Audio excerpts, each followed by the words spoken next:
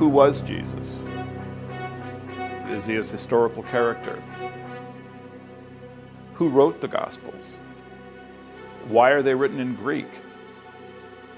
Why did they have a pro-Roman perspective? Why was the religion headquartered in Rome? Those were the mysteries that I saw about the Gospels. The origin of the Christian religion has been a subject steeped in mystery for nearly 2,000 years.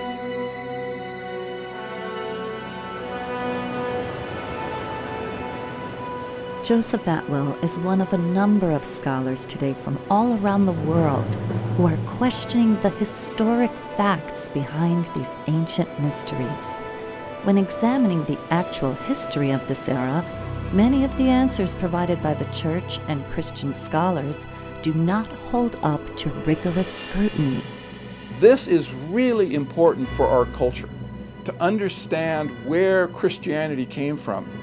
No doubt Christians have done a lot of good for the world, but then there are other Christians, often the most dogmatic, who create wars, hatred, and other harm under the disguise of religion. In studying how Christianity emerged, many of our scholars agree that it was used as a political tool to control the masses of the day, and it is still being used this way today. The problem is that Christianity has been used as a tool by government that uses the goodness in people against them. For example, support for the wars in the Middle East has been preached to evangelical Christians as a way to speed up the end of days. This is just one example of the way that propaganda is used to control and manipulate the populace. Actually, according to my study of the ancient texts, the second coming of the Christ has already occurred.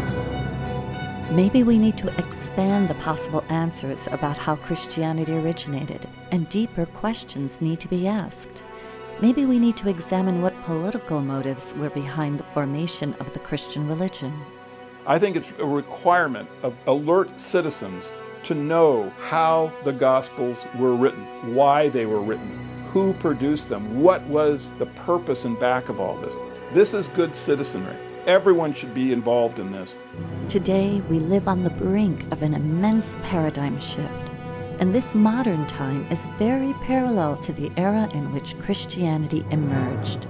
Studying this ancient era can give us the perspective needed for coming up with solutions to today's problems, and for helping create the better world that we envision.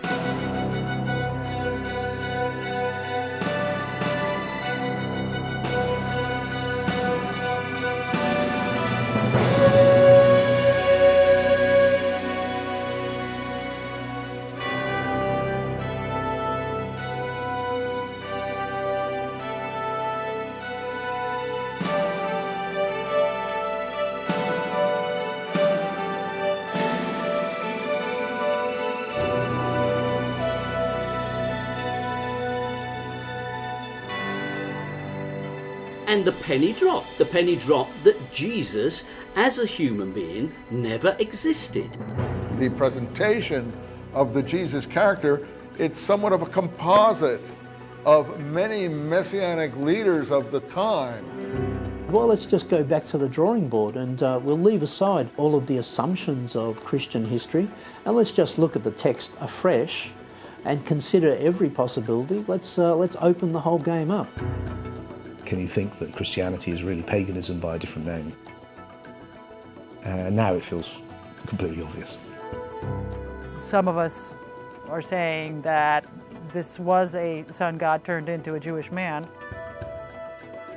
In all of this, we're dealing with literature. We're not dealing with history. So the answer is no, there is no history to this character of Jesus. It's entirely a literary creation. Some of our Bible scholars are mavericks, working outside the restrictions of mainstream religious institutions.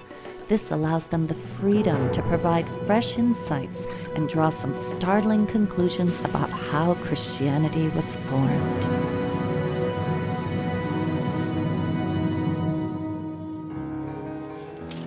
I began reading a number of books on the subject.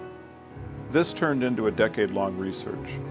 For Joseph Atwill, the key was in the Dead Sea Scrolls, the only Jewish literature ever discovered from the 1st century AD or CE, the time that Jesus would have been preaching among the Jews.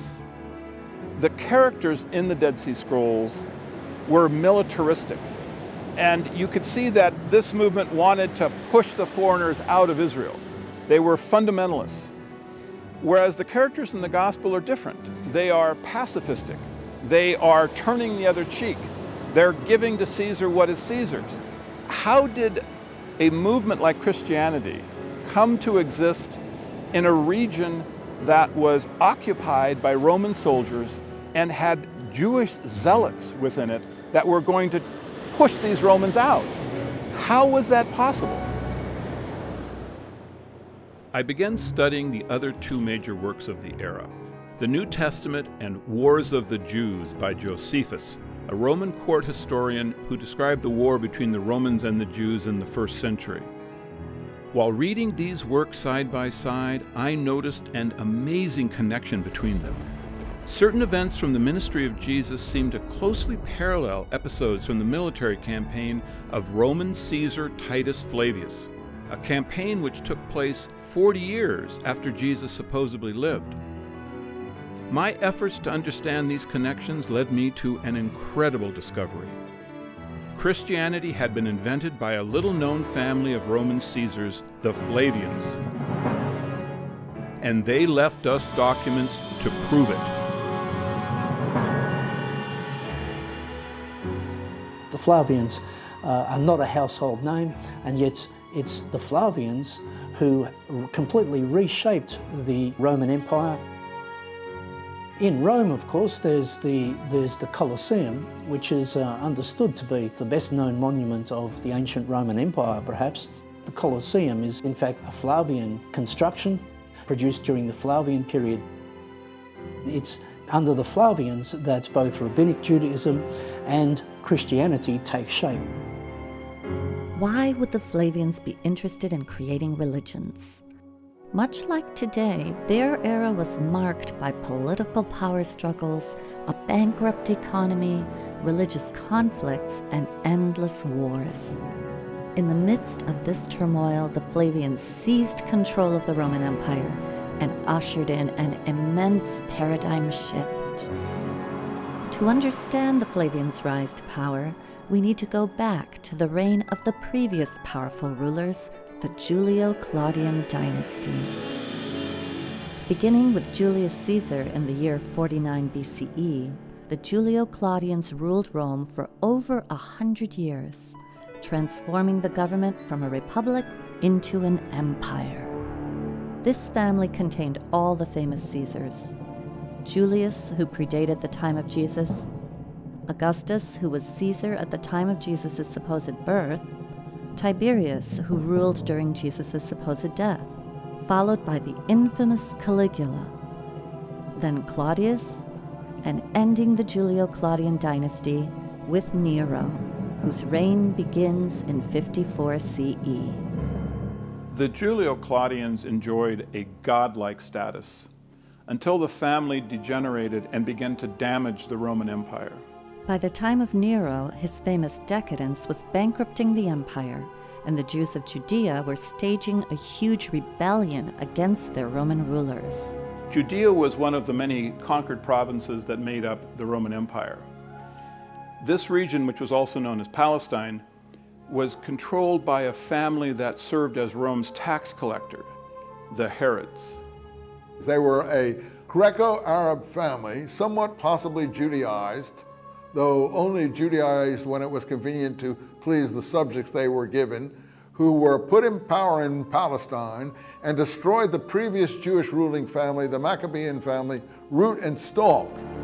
Besides being heavily taxed and ruled by a non-Jewish family put in power by Rome, the Jews were further inflamed by the requirement that a statue of the Caesar be placed for worship in every temple throughout the empire. In the Roman Empire, you could pretty much have any god you want But legally, you had to submit to the emperor as a god as well. You had to at least acknowledge that the Roman leader was also a divine figure. But the Jews would not have any of it. It's fundamental to Jewish belief that you shall make no graven images. It's one of the commandments given at Sinai by God. So the Jews never made representations of God. The Jews had a very different type of religion. They had a religion which was much more focused on the book and less focused upon cultic statues. This presented a real problem for the Romans. They tried to install statues of Caesar, but the Jews weren't going to buy that at all. In fact, it aggravated them, it enraged them. And the Romans really, I think, didn't understand this.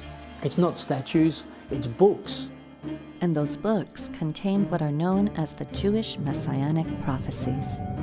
The thing that most moved the Jews' revolt against Rome was an obscure prophecy from among their writings that a world ruler would come out of Palestine. Holy books inspired the Jews to expect a redeemer who would redeem Israel, rescue Israel, restore Israel to power and leadership in the world. The Messiah that the literature described was a warrior. The Messiahs would have claimed the same attributes that David did. David could overcome any army because God gave him the power to do it. If you had the power of God, you could easily defeat the Roman army. The people rebelled against Rome and were led by a messianic movement that had a series of messiahs that had come forward to fight against the Roman Empire. The Hebrew word Messiah is translated into Greek as Christos, or Christ, so the title of Christ can describe any of the numerous messiahs of this movement. Yes, the word Christ or Christians can refer to the Palestine Messianic movement, but it's a later term. It's a later reformulation of the Messianic movement in Palestine. This movement rebels against Rome in 66 and is successful. It actually defeats them militarily, so it must have been a huge movement. The victorious Jews set up a nation state directly in the Roman Empire. And the Romans had to do something about it. There was a real danger that this Messianic movement could not only boil over in Judea itself, but could spread to other Jewish communities and other parts of the Roman Empire. Rome ruled its colonies with a rod of iron, and any resistance was going to be met with brute force. At this time during Nero's reign, two of the finest military men in the empire were the Flavians, Vespasian and his son Titus. Vespasian and Titus were military men. They spent a great deal of their life outside of Rome. For over a decade, they had waged war against the Druids in Brittany and Gaul. Vespasian and Titus were successful in essentially destroying the Druids. They left behind no historical record of their existence. And it's the Flavians that Nero calls upon when he needs to suppress the Jews' rebellion in Judea. Nero responded by asking his best general, Vespasian, and his son Titus to go into Judea with a huge army, 70,000 troops, and a similar number of support individuals. So they meant business. The Romans came down to crush the rebellion. In the year 66 CE, the Flavians begin their military campaign against the Jews. They start further north in Galilee, where the first of three key events takes place. They destroy the Jewish towns of Galilee. They also capture a Jewish rebel who later becomes a critical figure in the formulation of Christianity. This is where they captured one of the leaders of the rebellion, a Jew named Josephus Bar Matthias. Now, Josephus presented himself to the Flavians as a prophet. He survived. He survived apparently by telling Vespasian that the prophecies of the Jews pointed out that Vespasian would become emperor. And of course he did, so Vespasian quite liked Josephus. He used him as a translator in his entourage. He used him to appeal to the rebels to surrender. At this point, Josephus became a turncoat, and worked with the Flavians against the rebellion. Meanwhile, chaos is increasing back in Rome, where Nero's rule is being threatened. In the year 68, the Senate found the courage to depose Nero and he committed suicide. Now, in that circumstance, Vespasian was a prime candidate to become emperor. In the middle of this war, Vespasian returned to Rome and seized the throne. The Flavians then became the imperial family. With Vespasian becoming the new Caesar in Rome, Titus stays behind on the battlefield and sets his sights on Jerusalem, where the other two key events take place. Titus encircles Jerusalem with a wall, and finally he razes the temple, leaving not one stone atop another. It took a while. They eventually had to bring on starvation by building a wall, a barricade entirely enveloping the city. What happens, of course, is the temple in 70 is completely destroyed. For the Jews, it was the ultimate calamity because, of course, this was the house of their God and it was destroyed by the Romans quite thoroughly. Titus, of course, was the victor of this great siege. Titus carried the spoils of this captured city back to Rome for his triumph. He took the treasures of the temple, their famous 7-branch candlestick. You can see it on the Arch of Titus in Rome. It celebrates that tremendous victory of Rome again triumphant, and Titus, of course, is the hero of the day.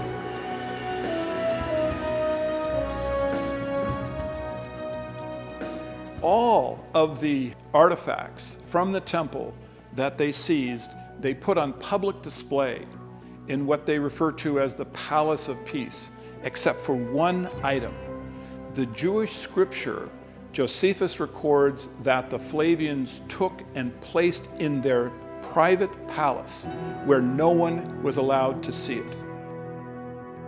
Although Titus Flavius successfully ended the rebellion in Judea, another rebellion soon broke out in Alexandria, Egypt. The Flavians were clear that this was not the end of the Jewish Messianic movement. They also recognized that it was the Jews' Messianic literature that was fueling this movement. So once they captured the Jewish scripture, they had all other copies of it destroyed. And that's why the Dead Sea Scrolls had to have been buried in a cave, because that was the only way they could be safe from the Roman destruction. There was not a single scrap of literature found from the Messianic movement until the scrolls were discovered. That's why they're such a treasure, because they're the only real voice of the Messianic movement that we have.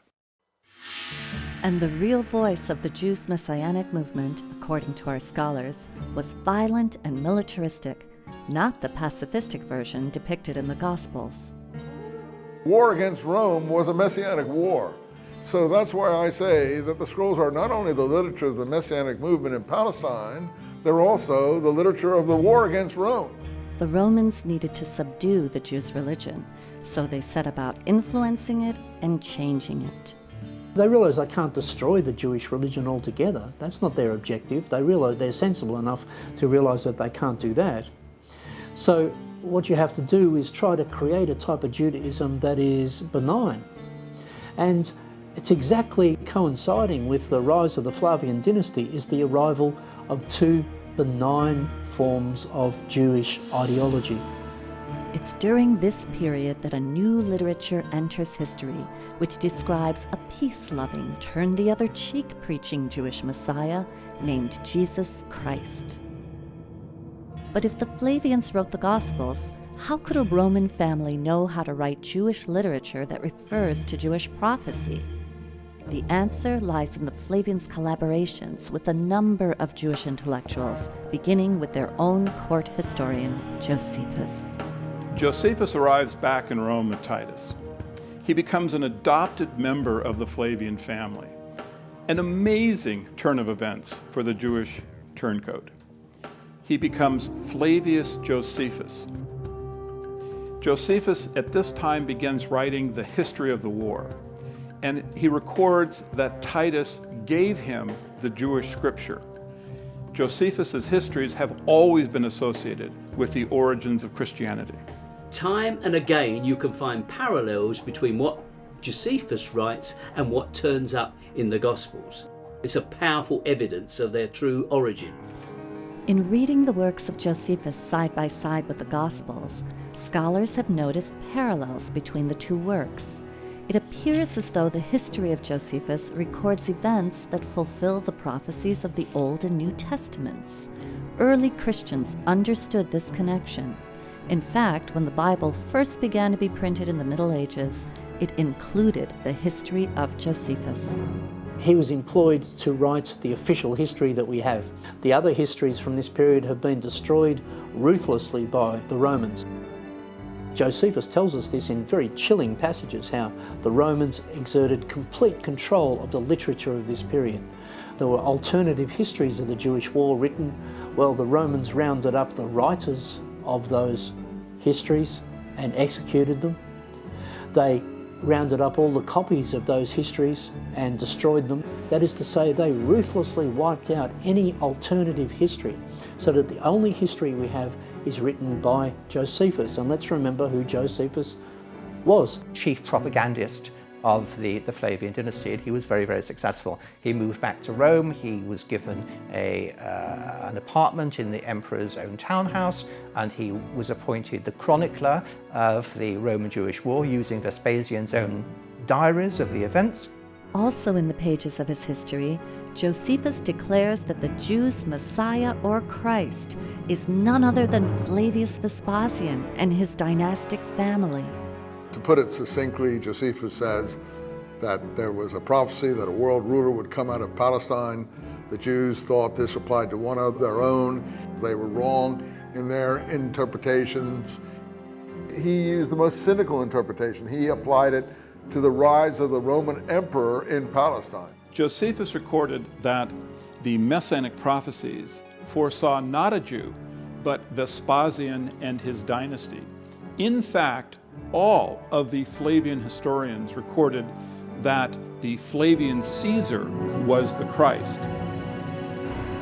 It was important to the Flavians that they be seen as the Christ, as divine and godlike, and this was not mere vanity. The Julio-Claudians before them had already established that presenting themselves as gods was a powerful tool in controlling their subjects. When the Flavians took over the throne, they inherited an enormous bureaucracy that was already in place, the imperial cult, which was dedicated to promoting the idea of Caesar as a god.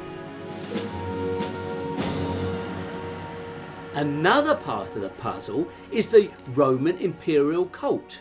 Why is it important? Well, because it coincides with that same period of time as the emergence of the Christ cult.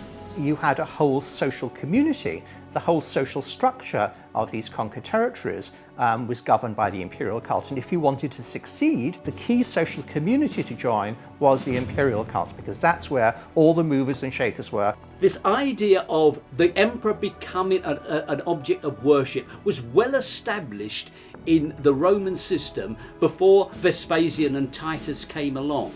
It was prevalent in all major centres. It had its own priesthood. There was a ceremony, an annual celebration, annual games for the imperial cult. Now, it had many characteristics which would later colour the Christian cult. It grew in the same centres. It made claims that were later transferred to Christ. The Julio-Claudians had claimed that they were of divine descent and that they were therefore legitimate. Their power base was the Roman aristocracy, the Roman nobility. All of that collapsed into this power vacuum. Vespasian was declared emperor by the troops, by the Roman army. So effectively, it was a military coup. With the change of dynasty, they have to create a whole mythology to legitimise that dynasty. At the same time, they're creating a whole mythology to counter Jewish messianism. Somewhere along the line, those two things get mixed together. When Vespasian died, Titus began the process of having his father deified. This is a complicated process because only the Roman Senate can bestow on an individual the title of deus or God. Titus came to the Senate and presented evidence that the life of his father had been divine. Certainly this would have included the military campaign that the Flavians waged through Judea. And it's at this time I think the Gospels were written, because the theological structure in the Gospels of a God the Father and the Son of God is the same one that Titus would have been presenting to the Roman Senate. Well, the Roman Senate did accept Titus's evidence, and Vespasian was deified and became a god. Titus therefore became a son of God.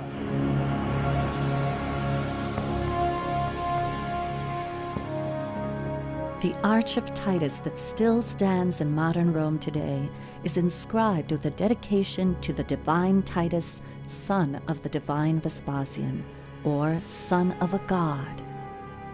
This imperial cult, set up to worship Caesar as God, also provided the basis for the structure of the Roman Catholic Church. Now, the rituals, paraphernalia, and symbols of paganism were transferred wholesale to the Christian church. The most obvious and clear example is where the title of the pagan chief priest of Rome, the Pontifex Maximus, became the title of the Pope, the Christian Pope. If you look at who held the original bishop positions in the Catholic Church in those early times, you will see that they are members of the same pagan aristocracy. They simply changed their clothing a little bit. They wore the same garments, but they wore slightly different headdresses. They had become from being a priest of a pagan cult to being a priest of Rome. Where the Vatican now stands, there was once a pagan temple which celebrated the mysteries of a dying and resurrecting God-man who wasn't Jesus. There are many churches in Rome, I've been to a few, where you go above into the church and there is Jesus, and you go underneath and there's a little sanctuary of Mithras, and it's basically the same figure. So the Roman plot to invent Christianity is just so clever when you think about it. Through the Pope, who is God's representative on earth, they no longer needed expensive standing armies, wars, and punishment of disobedient peasants. They could, through religion, rule their subjects.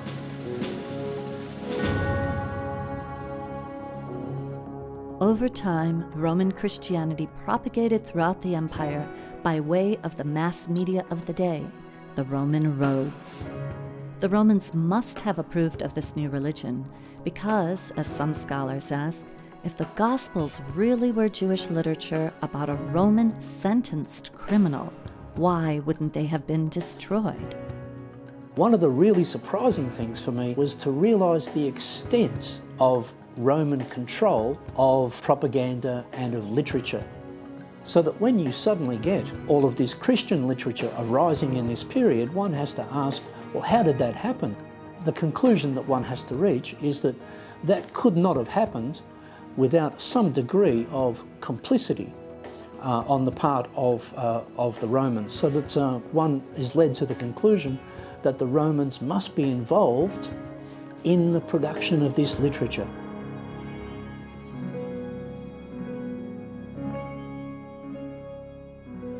To produce and disseminate this literature was a huge undertaking, and the Flavians undoubtedly had collaborators. We know they were funded by the wealthiest family in the world at this time, the Alexanders, a Jewish family who served as Rome's tax collectors in Egypt. Like the Herods in Judea, the Alexanders had strong motivation to keep the Jews' messianic movement from threatening their position and their wealth. One of their family members was Philo of Alexandria, a famous Jewish theologian who was already writing works that combined Jewish beliefs with the modern Greek and Roman pagan beliefs of the day. Many scholars agree that his writings form the basis for much of the philosophy of Christianity. In these pages, is practically every concept that you can find within Christianity. He combined Greek philosophy, and he took that and he combined it with Judaism. On top of that, he was from an extremely wealthy family.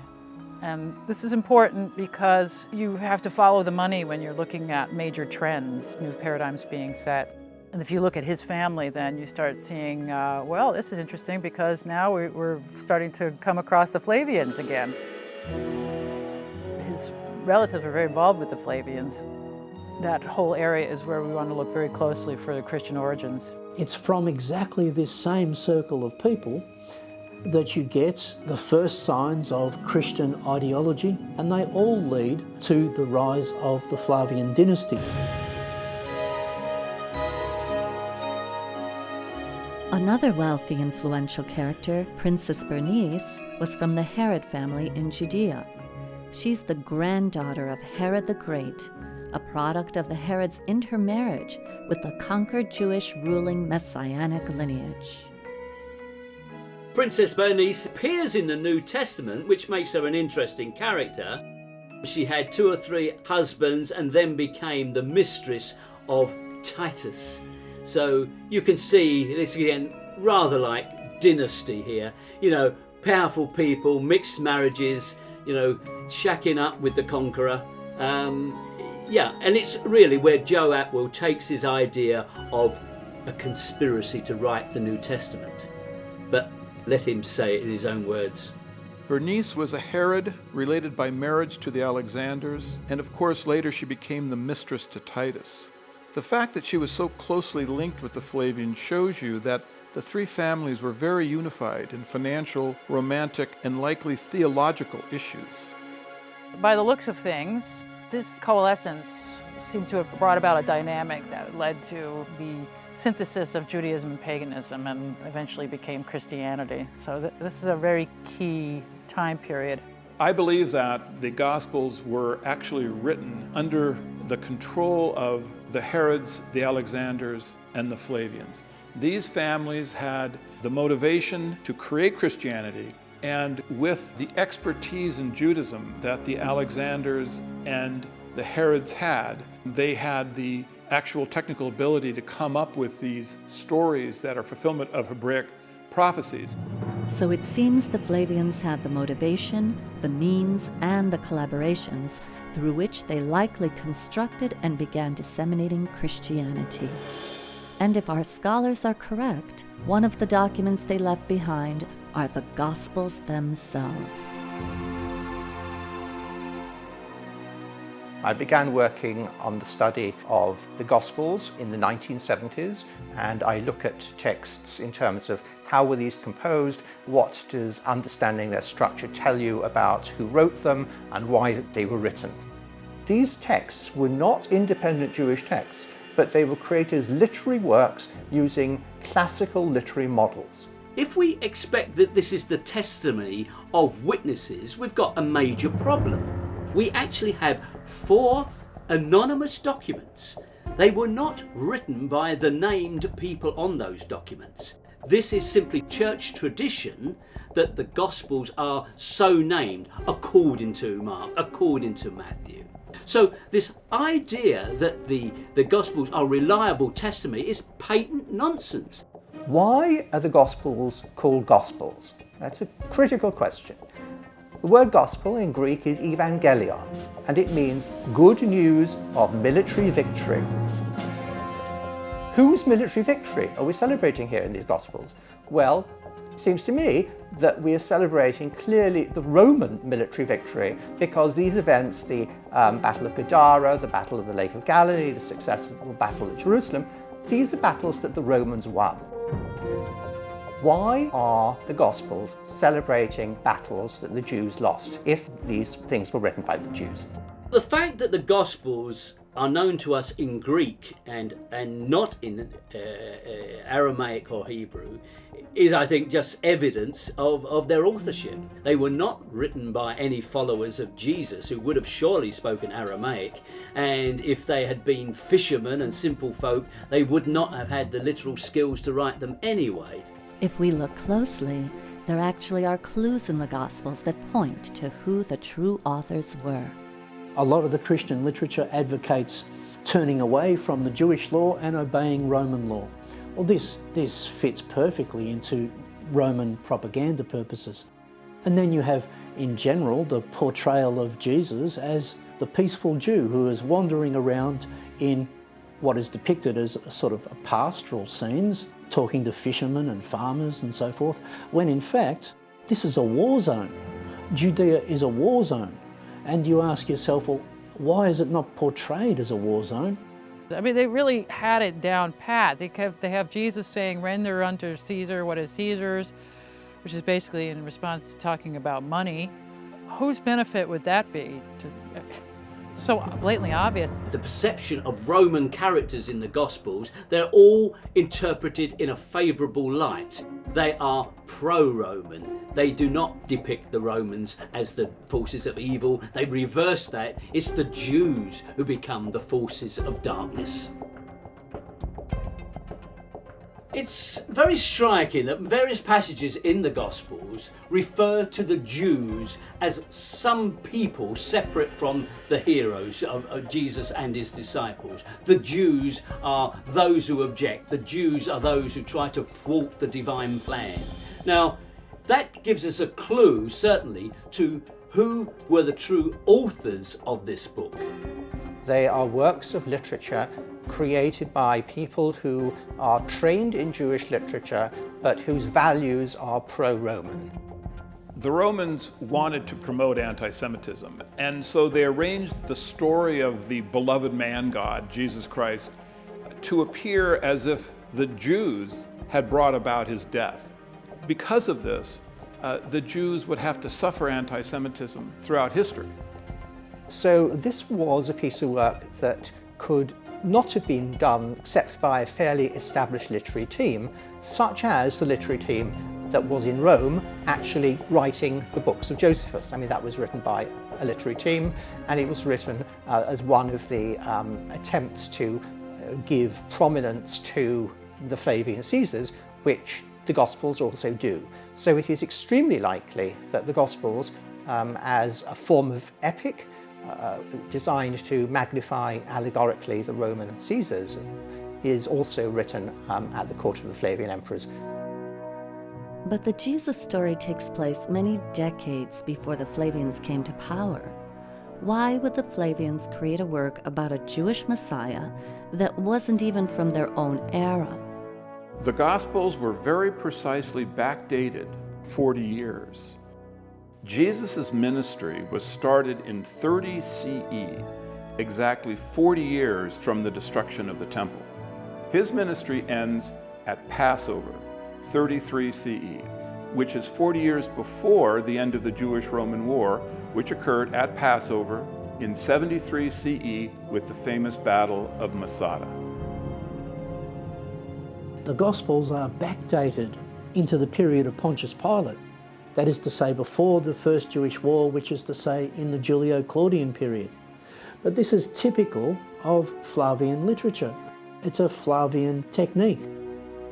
What they do is they backdate this story into the period of their enemies, namely the Julio-Claudians.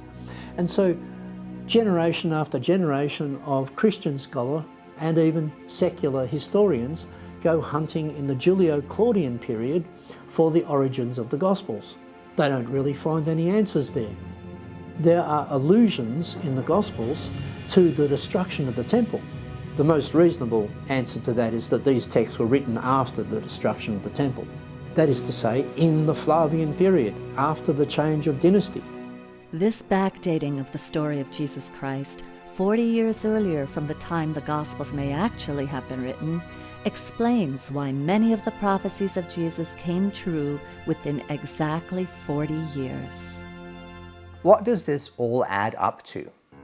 In my view, the thing that is most significant is the research by Joseph Atwill in his book Caesar's Messiah, which suggests that the Gospels were actually created as works of Roman propaganda at the end of the Roman-Jewish War under the reign of the Flavian emperors, that is Titus Caesar and Vespasian Caesar. And if you end up worshipping Jesus, what you will really end up doing is worshipping Caesar in disguise. This may have been how the Flavians finally got the Jews to worship Caesar as a god, by giving them Jesus Christ, a Messiah more to the Romans' liking. But is there any actual history to this character? Where did he really come from? The mystery to me begins with his very name. In Greek, Jesus means Savior and Christ means the Messiah. This didn't strike me as something you would call a young child.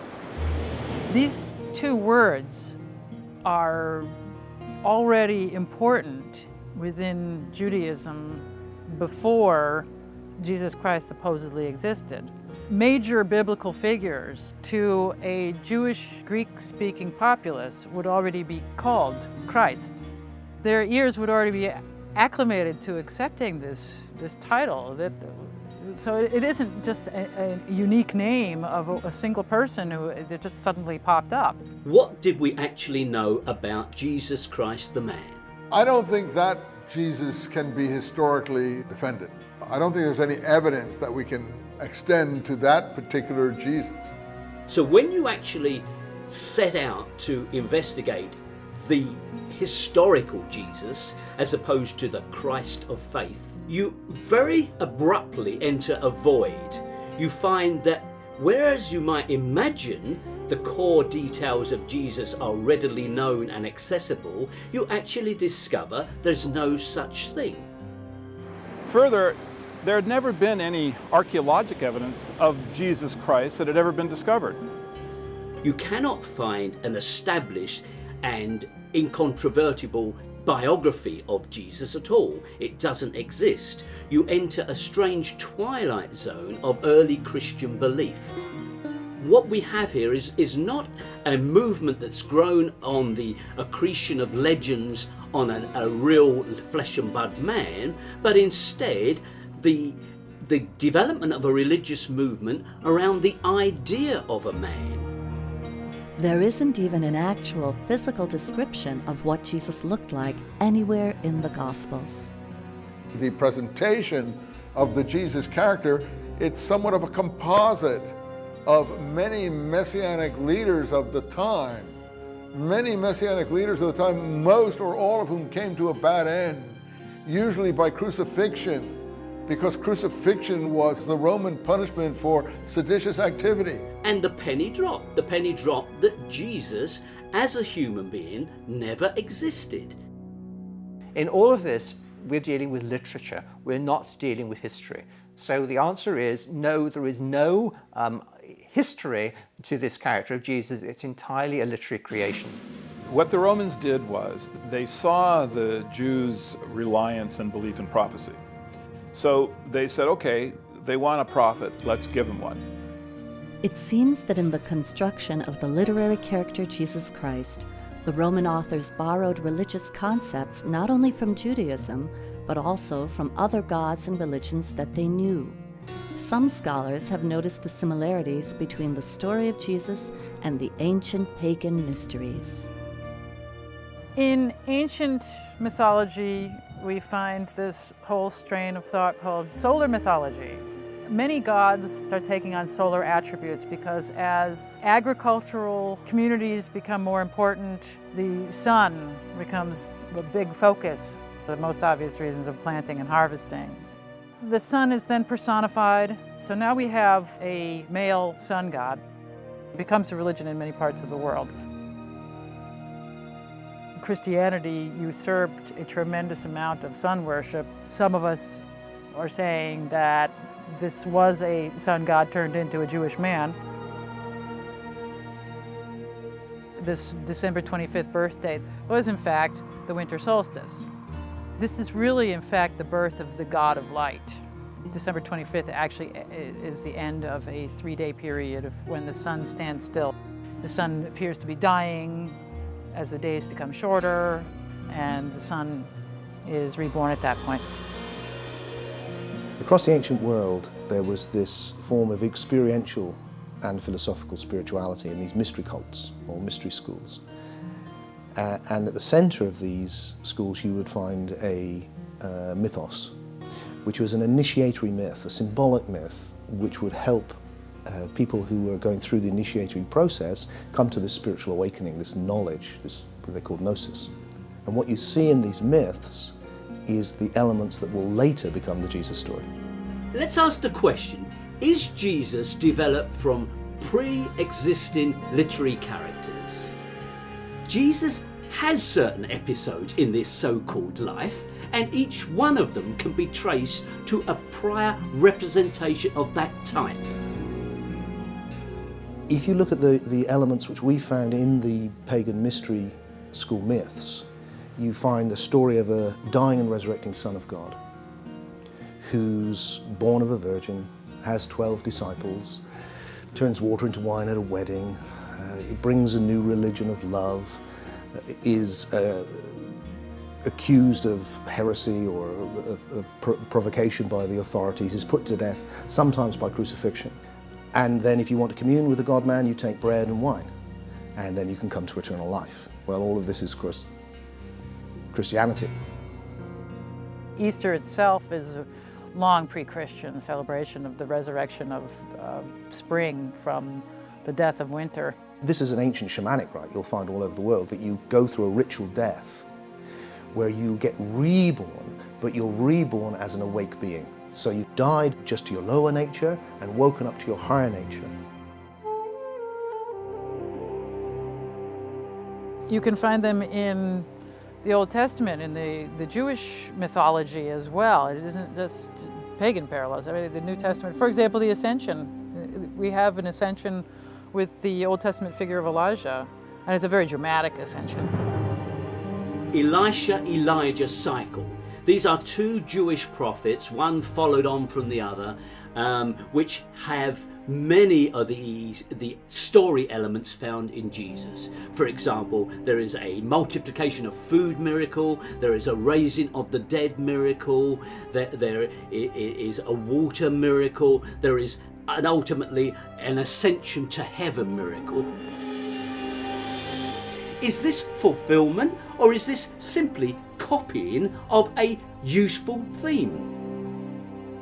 You can see where they just used Old Testament characters and scriptures as a blueprint to create this new one. A lot of the ethics of Christianity actually were around before Christianity. Do unto others as you would have them do unto you is in fact from the Old Testament.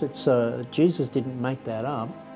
Many of the other aspects of Christian ethics, many things which we might like to applaud as very good aspects of Christian ethics, can be found in the Stoic philosophy in Rome, which, by the way, was exactly the philosophical and ethical school promoted by the Flavians. There's little that is original about Jesus.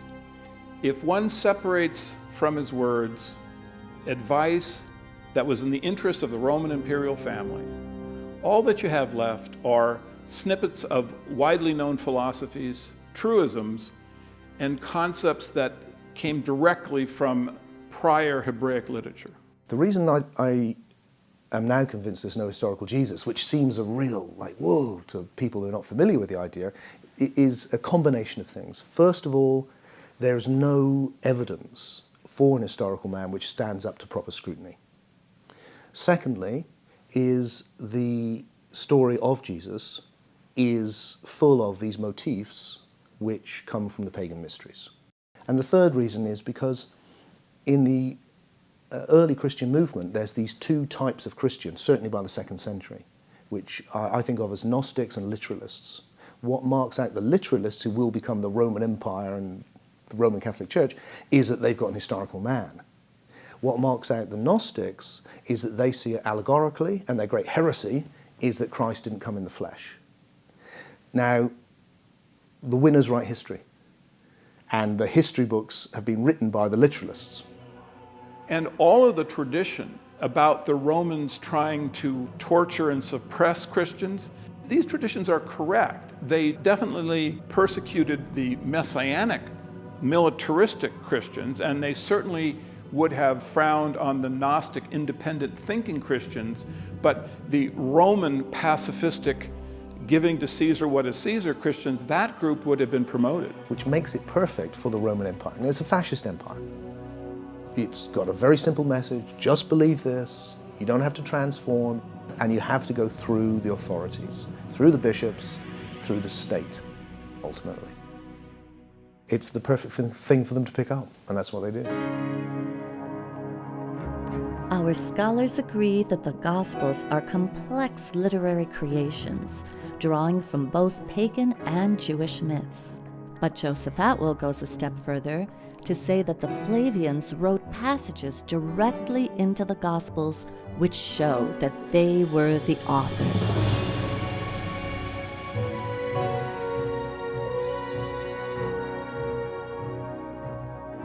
One of the most famous prophecies that Jesus makes is about the coming of someone he refers to as the Son of Man.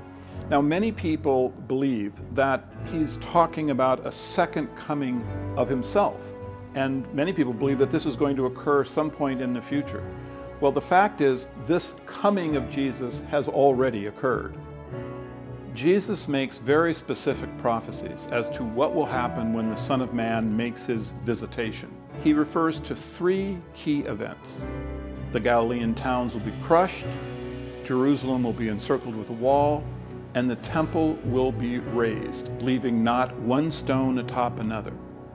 He also states exactly when this individual will come. He says that the Son of Man will appear before the generation that is alive and listening to Jesus' words passes away.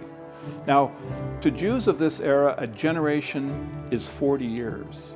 And so the only individual that could possibly be the Son of Man that Jesus predicts is Titus Flavius.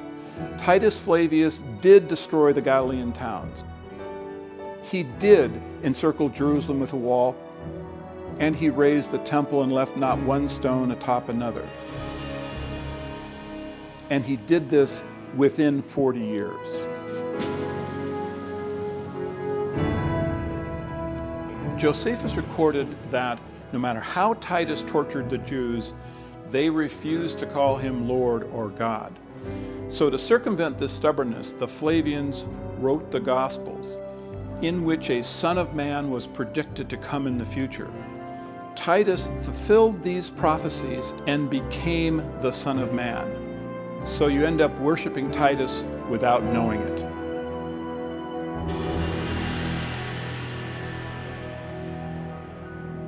To further support his thesis that the Flavians originated Christianity, Joseph Atwill points to the Roman Catholic Church's earliest saints, known as the Christian Flavians.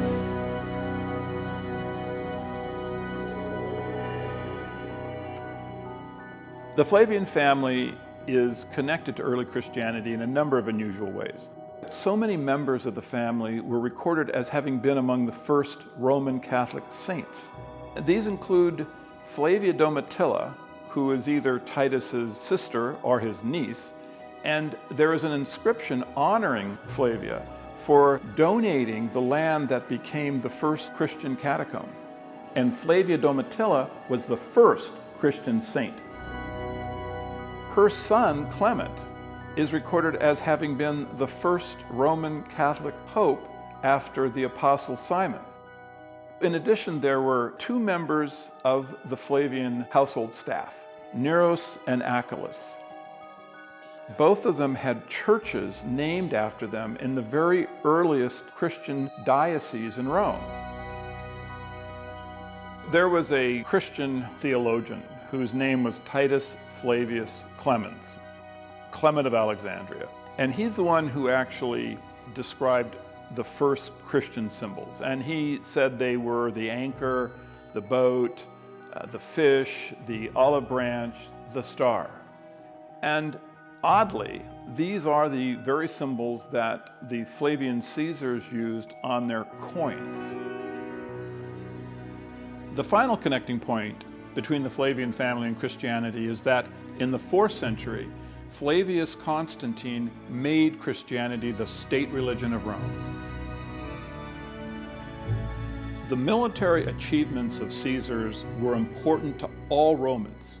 So certainly, the Flavian Christians the group that the Roman Catholic Church states were the first saints of the religion, would have known the identity of the Son of Man that Jesus predicted, who would crush Galilee, encircle Jerusalem with a wall, and raise the temple, was Titus Flavius. So it seems if a person knows how to uncover them, there are actually many clues pointing to the Flavian origin of Christianity.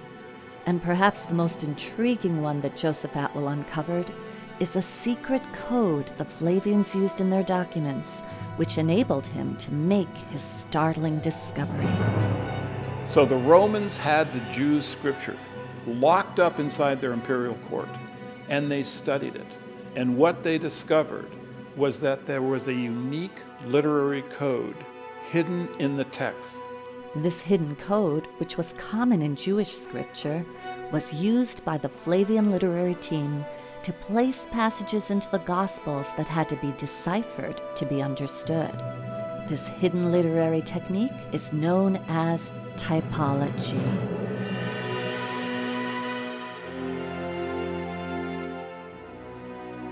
Typology is used throughout the ancient Hebraic literature.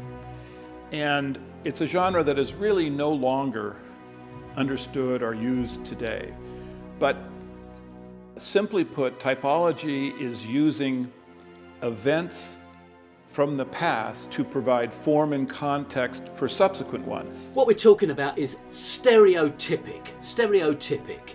In other words, there's an idealized prototype which shows certain characteristics or performs in certain ways. For instance, one of the things they do is they take an old story and they retell it in a new form. And they superimpose contemporary history upon old stories. And they create these multi-layered texts. In Hebraic typology, texts were designed to be read in comparison to one another, or intertextually. And in doing so, a meaning that would not be visible in the surface narration would become apparent to someone who understood the typologic connection between the stories. Hebraic typology connects prophets. Events from the life of one prophet are placed into the life of a subsequent prophet. And this shows that there is a divine pattern established by God connecting his prophets to one another. The Gospels actually show how we can decipher for ourselves this hidden code or typology that was used to create the Jesus story.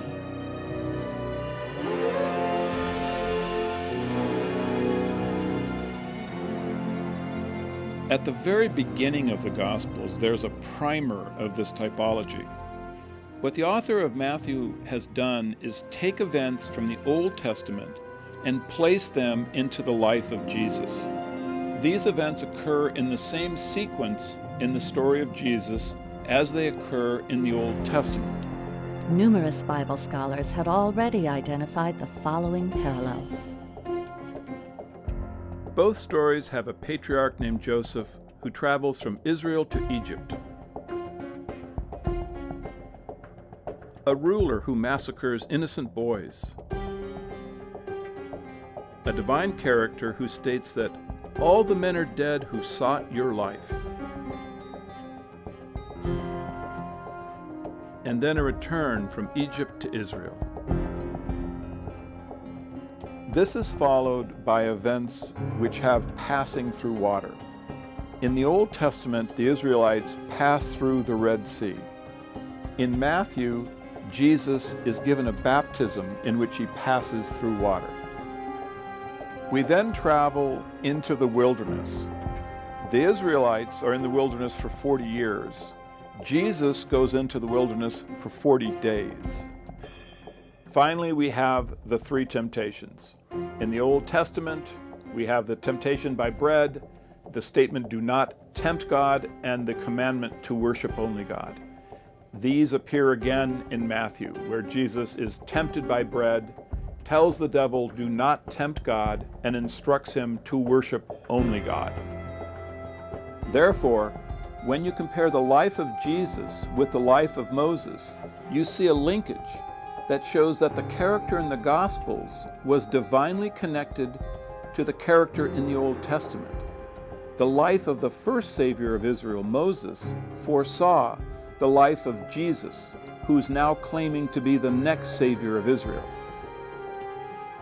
To understand the rest of the Jesus story, his adult ministry, we simply need to know that the same system of parallel names, locations, and concepts occurring in the same sequence was used to connect Jesus in the Gospels to Titus in the works of Josephus.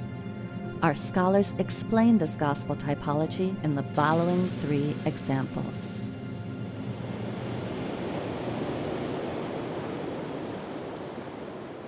Jesus comes to the Sea of Galilee at the beginning of his ministry. He gathers his disciples to him and he says, "Do not be afraid. Follow me and become fishers of men." In the Gospel of Luke, Jesus actually says catchers of men. Titus comes to the same location, to the Sea of Galilee. He gathers his troops, his disciples, together and he says, "Don't be afraid." And then he leads them. They follow him and they attack a group of Jewish rebels. They sink the Jews' boats. The Jews attempt to swim to safety, and the Romans use their spears to catch them. They become fishers of men. The match isn't exact, but we should never expect it to be exact. It's simply a type which is repeated across the whole of the New Testament.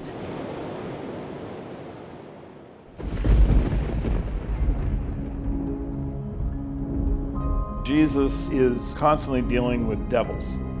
Josephus also deals with devils, but Josephus defines who these devils are.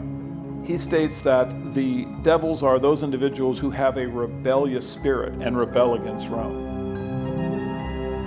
At Gadara, Jesus encounters one man who has a legion of demons inside his mind. They then are driven out by Jesus. They infect a herd of swine, and then this herd rushes wildly into the water.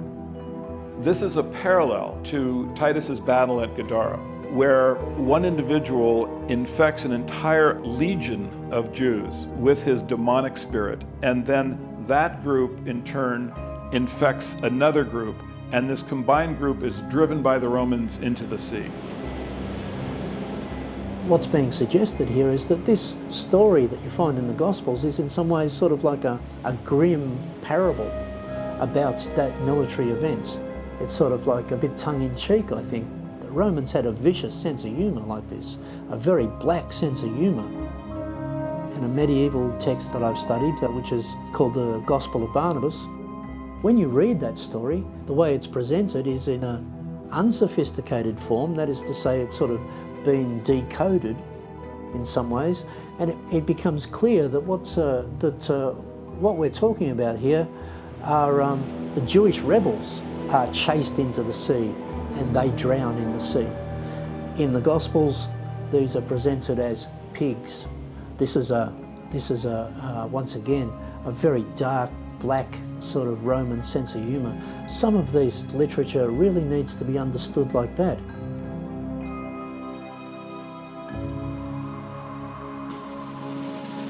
In Josephus's biography, he describes when he was in the entourage of Titus during the closing stages of the siege of Jerusalem, he chanced upon 3 of his friends who were being crucified. And he pleaded with Titus for their release. And Titus gave that permission, and the 3 figures were removed from the cross. 2 of them died, and 1 revived. Now, if you're looking for a stereotypic example of how some idea was floated into the mind of someone writing the Gospels, that is a pretty clear example. It's certainly a strange occurrence that we find such an incident in the works of Josephus when it shows up in such a dramatic form in the Gospels. In the Gospels, Joseph of Arimathea asked the Roman commander to take Jesus down from the cross. In Josephus's history, Joseph Bar Matthias asked the Roman commander to take someone down from the cross. Arimathea is a pun on Josephus' last name, Bar Matthias. When you read our sources really carefully, and you have to do it really, really carefully, because they didn't spell it out for us. It's effectively very well hidden. We have to understand that our literature, a lot of our literature is essentially propaganda. The Romans are not writing objective history, and all of our literature has been through Roman filters. Perhaps that's the significance of the Dead Sea Scrolls, that this is literature that hasn't been through the Roman filters. It's important to realize that Josephus wrote in an era when allegory was regarded as a science. Educated readers were expected to be able to see another meaning in religious texts than the one that appeared in the surface narration. We're dealing with Roman literature on the one hand and Jewish literature on the other, and it has to be said that in both cases they're much more sophisticated, much more multi-layered and allusive and much trickier than modern readers suspect. No, it's not a simple literature.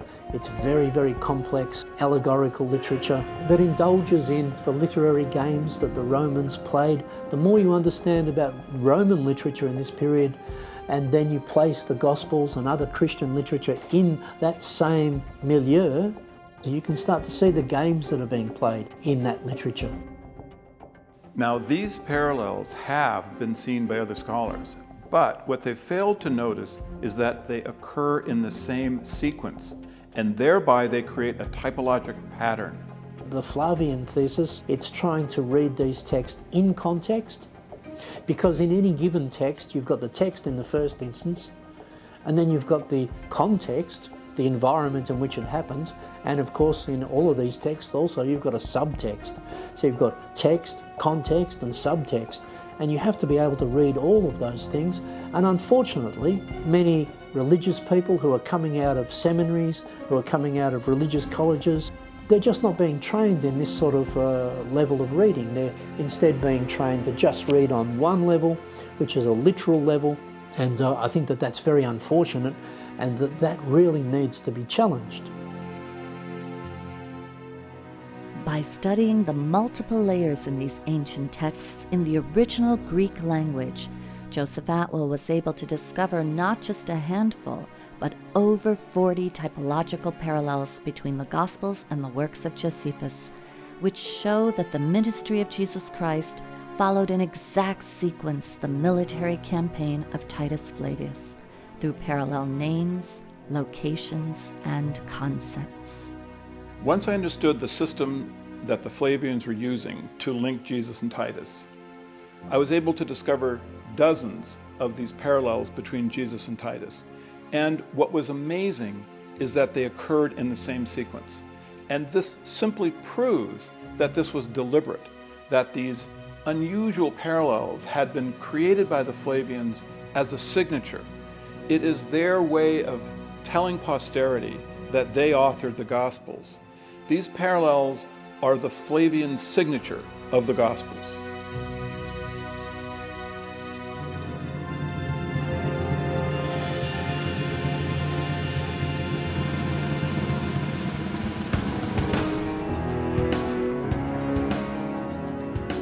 Both Jesus and Titus began their campaigns at the Sea of Galilee, and then go into the Galilean countryside, followed by a journey to Jerusalem. Once they reach the city's outskirts, they pause for a period before they enter. Finally, they leave the city where their campaigns come to an end. To catalog the many parallels, I gave each one a convenient name that related to the concept in that particular parallel set. Starting at Galilee, each of these are episodes that occurred both in the gospel story of Jesus and in the history of Titus's military campaign.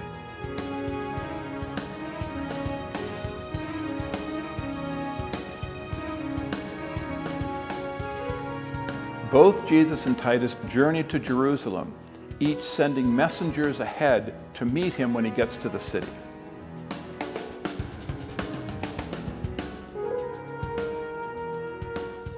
When the Romans get to Jerusalem, they notice that the Jewish factions are fighting against themselves. At this point in the Gospels, Jesus talks about a house divided against itself cannot stand. Then Josephus wrote that in preparation for battle, Titus ordered all of the fruit trees between the Roman camp and the walls of Jerusalem cut down. At this point in the Gospels, Jesus states that if a fruit tree does not bear good fruit, cut it down. Titus goes around the walls of Jerusalem looking for the best place to construct a tower from which they can launch their attack. At this point in the Gospels, Jesus asks, which one of you who is going to build a tower doesn't first sit down and think about the cost? At this point in the history, Titus sends Josephus to ask the Jews what terms they will accept for peace. In the Gospels, Jesus describes a king who sends a delegation to ask for terms of peace. Both Jesus and Titus at this point have triumphant entrances into Jerusalem, during which, amazingly, stones are said to cry out.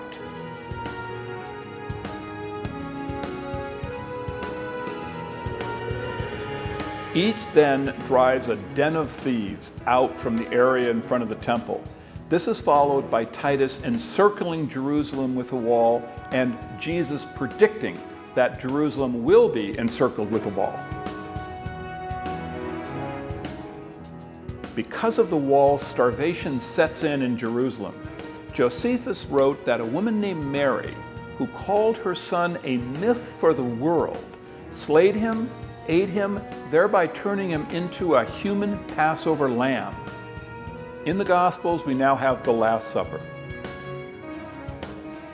Jesus tells his disciples, "Take, eat, this is my body, this is my blood," thereby turning him into a human Passover lamb.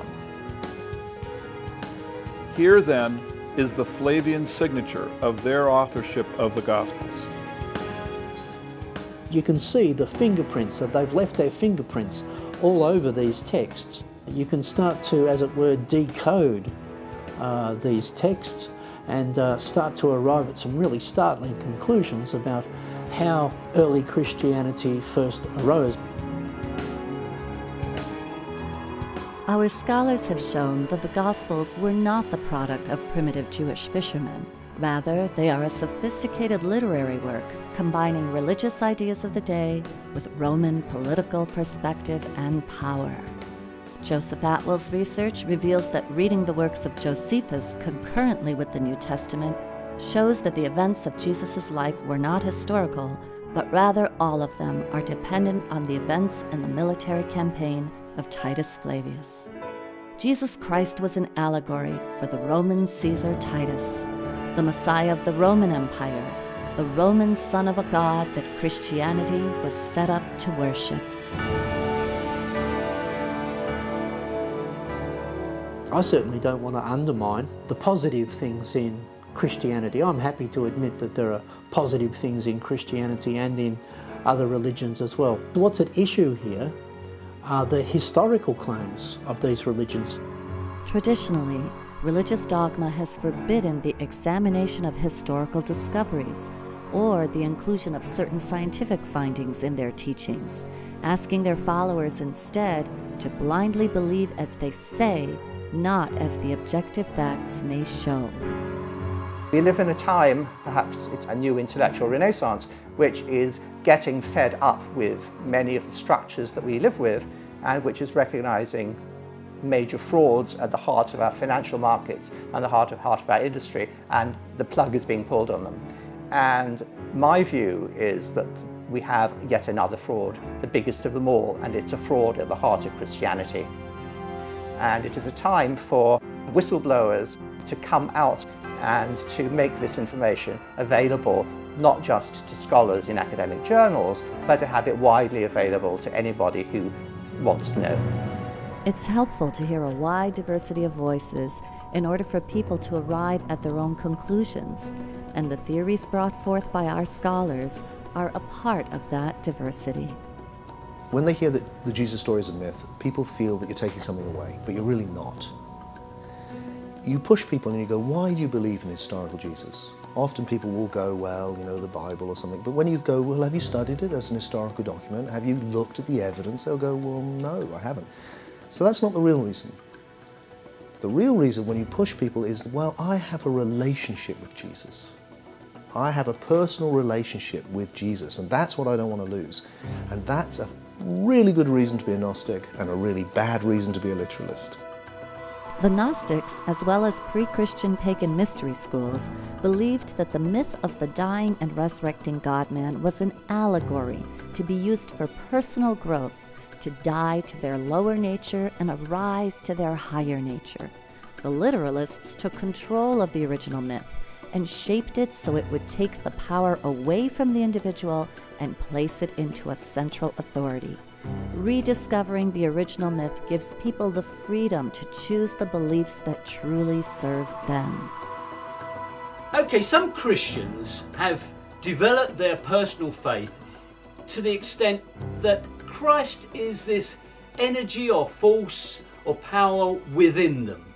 This is how they have interpreted the story now. The story has become again what it actually began as, an allegory. I have no issue with the Christ within. I have an issue with the church militant. What threatens humanity is organised, regimentised religion on the march, taken so seriously that you will act out its worst precepts. If we examine all the religions of the world, we find that there is a common thread that connects all faiths and all people. And it is from this connection that we can make the choices that have now become so critical to our future. I like to focus on the origins of religious ideas. And it turns out that they're very unifying underneath all of the divisiveness that we see on the surface. It would be extremely helpful for all of humanity to realize that there is this underlying unity. And those origins are basically nature worship, the study of the sun, the moon, the stars, planets. This is all what humanity has been looking at, of course, with great awe and reverence for thousands of years. And it's extremely important, I think, for us to get back to those roots. The destruction of the planet is also directly tied to religious ideas. This can help to restore balance to the planet in a very, very profoundly significant way. The very survival of humanity depends on viewing history from a new perspective so that we can be clearer on the historical facts and still honor the myths that offer us the greatest wisdom. It's what the myth, what the poetry says that matters, not what actually happened. So each new generation, whatever you say, is going to hear the myth, and that's what is true for them. And what follows is the actual history is much too complex for the average person to ever get their head around. Though the actual history is complex, and we may never know all the facts about what happened 2,000 years ago, the voices of our scholars are contributing to an ever-widening dialogue and the growing paradigm shift being witnessed all around the world today that can lead to a more empowered and enlightened humanity tomorrow. This is really important for our culture, to understand where Christianity came from. And this is direct evidence. You can actually walk this path and come to this conclusion. You can know that Christianity was an invention of the Romans. It was done to pacify their subjects. And this is important because it gives us a different way of understanding government, how government operates, the tools that government uses, the purpose that government has for the various propaganda apparatus. Evangelical Christians are getting away with debunking facts as mere theories, even subjects like evolution, but they provide no evidence for their position other than to simply cite religious dogma. And if you look at the influence that dogma is having in the media today, you can easily see it is increasing. I would like to challenge these extremists to consider the possibility that my findings are correct. Though there is much good in Christianity, we have to understand how rulers have used it to control us and how they are still using it to control us today. I hope citizens will be more skeptical when they hear an authority figure using faith to interpret laws or a belief in Armageddon to create governmental policies. The Flavians encoded a secret message into the Gospels, which we can now understand in a new light. You shall know the truth, and the truth shall set you free.